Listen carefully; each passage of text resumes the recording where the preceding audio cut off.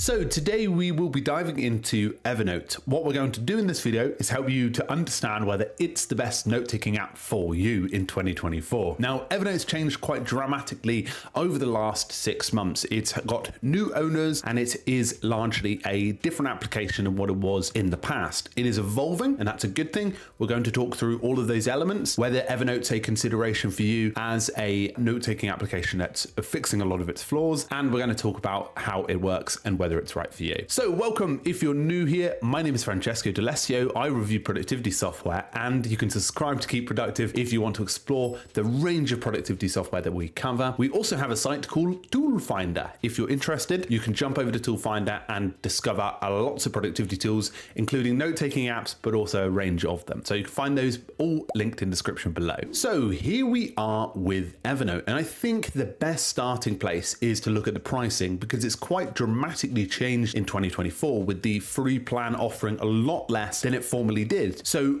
much more focus on it being much more of a paid application now. Whilst there are some freemium elements, it's naturally probably really utilized when it's a paid experience, which is typically where most of the other applications in the space are going. Now, this is a UK pricing. We'll have the US pricing on Toolfinder, but you can largely see here that the free plan gives you a limit of 50 notes and 1 notebook, which is quite limiting when you're considering this as a note-taking application. But there is a personal plan, which is $8.99 per month, and it's a lot cheaper annually. And as you can see, that's encompassing probably the plan that you will go with. This allows you to sync up to unlimited devices, because on the form version, I believe you only get 2 devices, and you can create up to 100,000 notes and 1,000 notebooks, which is pretty much what you need to get. And you also utilize the other functions like task, calendar, and you can add all the attributes to those elements inside of this plan. Now, if you're looking at the professional plan, which is probably much more suited for those who have multiple workplace Google Calendar or Microsoft Outlook accounts, then that's probably where you're going to be paying. It also gives you the ability to assign stuff to other people and integrate with Slack. So I would say this is more for the professional, and this is much more for the everyday note-taking person who takes notes.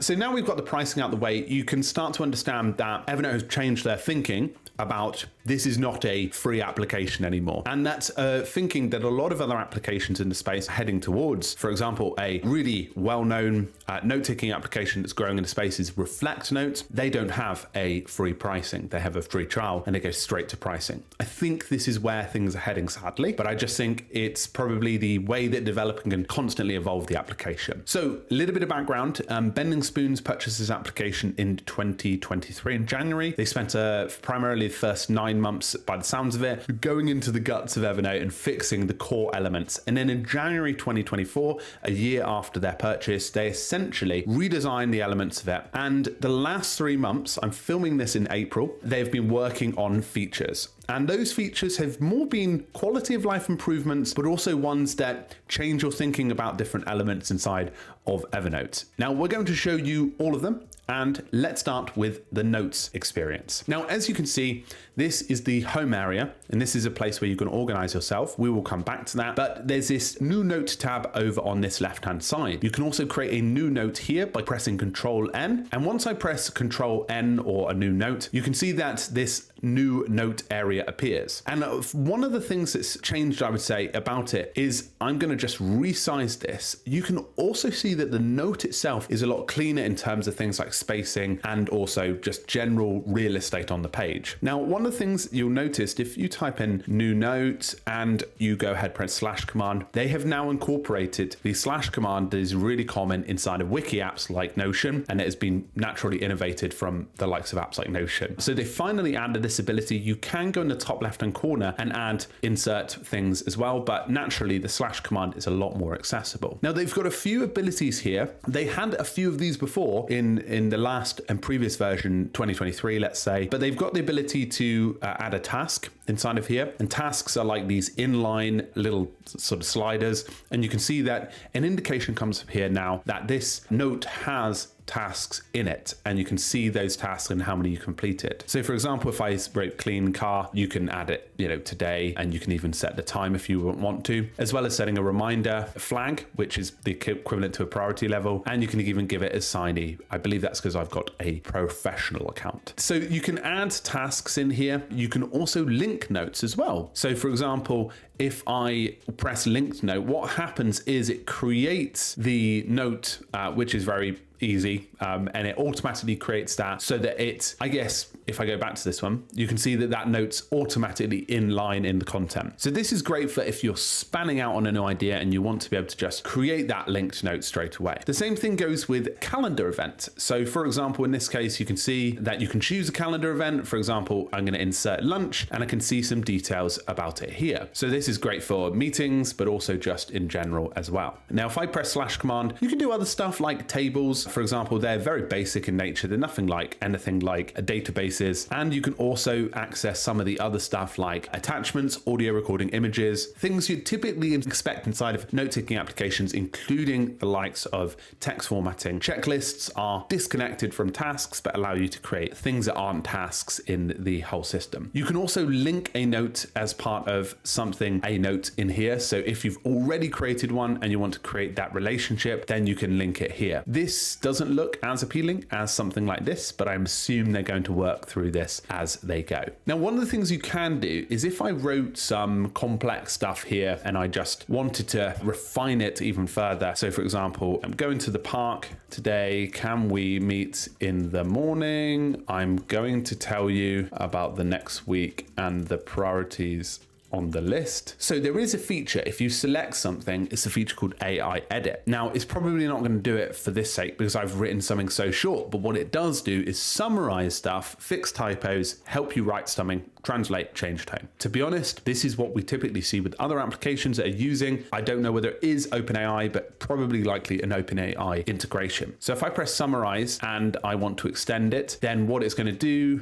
is, there you go, the text is too short. So obviously you can get an idea of it. What it will do is extend that text for you. So you've got a large paragraph, it will extend it to you and you can copy that to the clipboard and paste it into the content. So the idea behind it is to really help to refine the content that you're doing. So here we go. It's just done it for the equivalent of this for me. And you can see that the typos have been fixed. The idea behind that is to make it much more integrated in the experience. Now you can still get the other abilities like the ability to change the fonts and also do things like highlighting. You can also strike through and also add in like indenting or simplify the formatting or even remove formatting. So it's got the hallmarks of a typical note. And if I go over to that Learn Italian place I created earlier, and you can see that a backlink has been created because I have created a relation between this note and the former note as well. You can also see up here that this has the notebook's breadcrumbs, which gives you an idea of how they're connected. So I'm just going to get rid of that little tab, and you can see that PDFs are accessible in here. Now, if I click into a PDF inside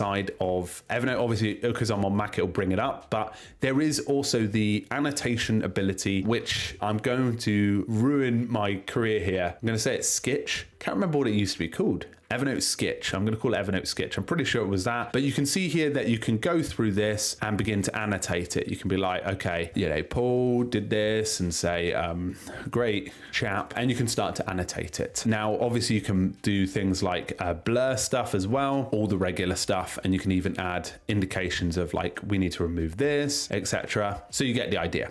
It's a very useful because once you save it, you can also see that in line inside of the document. You can see it here. So that's quite nice as well. And yeah, works pretty much like a PDF annotation software. Now let's go on to the task element. So we created a task inside of here, but where does that live inside of Evernote now?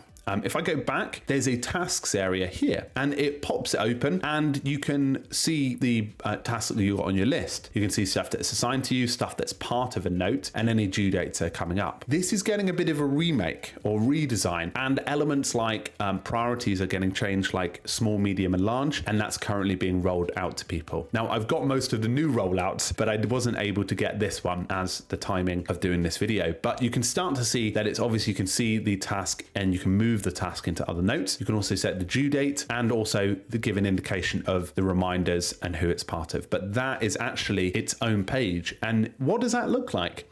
Well, it doesn't come out like a tab like this. It comes out like a page like this inside of Evernote. So let me just make this slightly larger so you can see as a bit of an indication. So tasks themselves are getting a much more upgraded view. You can also create a task instantly from this area here, and I'll come back to how some of the home elements are working. So this is quite interesting because Evernote are changing their perspective from being this note-taking experience to this task management hub, this calendar management hub, and that leads me perfectly onto the next segue in calendar management. So this is the calendar area. Evernote have made some pretty interesting changes over the last couple of weeks with this. You can see that I've got a Google Calendar connected. It's actually a Google Workspace. I can add multiple ones on the professional account, and I can more recently add here, if I had a Microsoft account, which I do, there we go, I could connect up my Microsoft Outlook account, which is very helpful. So Microsoft 365, Google Workspace connect up with Evernote now, but they've just released a feature as of doing this video where you can create your own event. And what it will do is live inside of somewhere called Evernote Calendar, which allows you to naturally change and add a start date. So in this case, I might create one like meeting, my typical one, meeting with Bob, and I can go here and say it starts at 11 to 12, create event, and bang, this lives separate to Google Calendar and Microsoft 365. So I can go in here and I can create a new note. And as you can see, this meeting items appear. This will not land in my calendar, which is really nice for those people that don't like that. But I can still go ahead and add notes correlated to the lunch. So for example,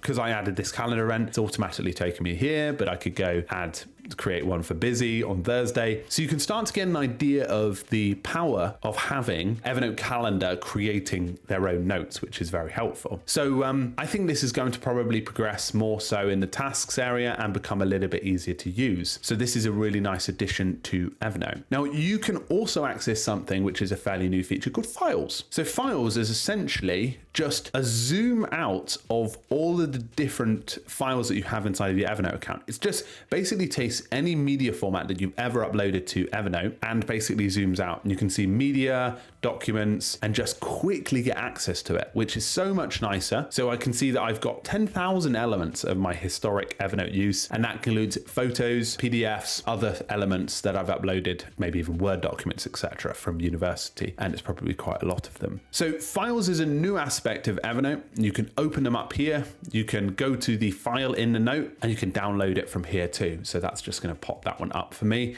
because I pressed it here, but you can download it as well. So that's pretty neat as well. So in terms of other elements, you can sketch, which is something that when you press, you can get this sketch ability, blah, blah, blah, blah, blah, blah. Pretty self-explanatory. You know, you can do things here. You can obviously use this on mobile, etc. and obviously get going with a sketch. It's pretty self-explanatory.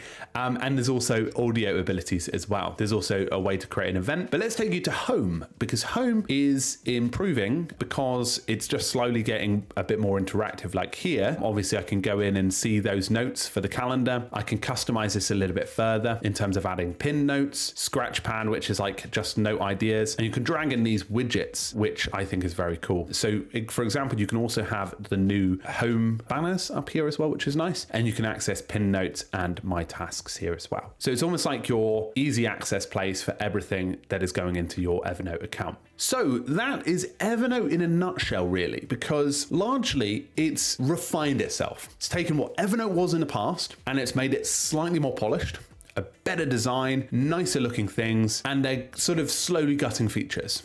For those who don't know, you can go over to the Evernote Twitter account now. And in comparison with what was previous, they're releasing features or sharing ideas. And this is an example of the tasks area. They're sharing ideas relatively often, which is really nice. And they're also conceptualizing concepts as well in here, like the tasks being available in the calendar as well, so that you can organize your calendar and tasks together. But you can start to see, even from the timestamps, every couple of days, there is an update or an idea that they're conceptualizing, and it's drastically changing the way that Evernote is being. Even the mobile version is likely coming out into be a better version soon, but you can start to get an idea that Evernote are actually running this more like a business in terms of their offering and updating, so not to annoy people, which is very good. So I think this is good news.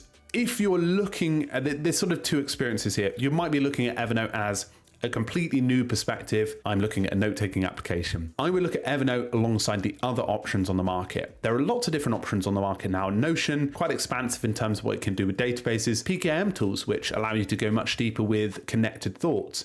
But Evernote seems to be positioning itself more as a traditional note-taking application with a productivity hub alongside it. So that's exciting for a lot of people because it gives them a more central, more all-round experience.